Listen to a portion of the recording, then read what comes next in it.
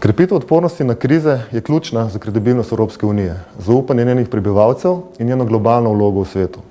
Epidemija COVID, nenehni varnostni izzivi v naši soseščini, na vzhodu, Bližnjem vzhodu, v Sredozemlju, v Severni Afriki, tudi kibernetske aktivnosti, dezinformacije, hibridne aktivnosti in napadi zunanjih akterjev, vse to kaže, da mora Unija na svoji odpornosti storiti več. Ravno o tem smo govorili danes, kako v sklopu priprave strateškega kompasa, ki bo začrtal razvoj obrambe Evrope v naslednjem desetletju, okrepiti mehanizme odpornosti. Izboljšati moramo predvidevanje in zgodnje zaznavanje potencialnih kriz, bolje zaščititi različne družbene sisteme ter predvsem okrepiti usklajeno ukrepanje in medsebojno pomoč.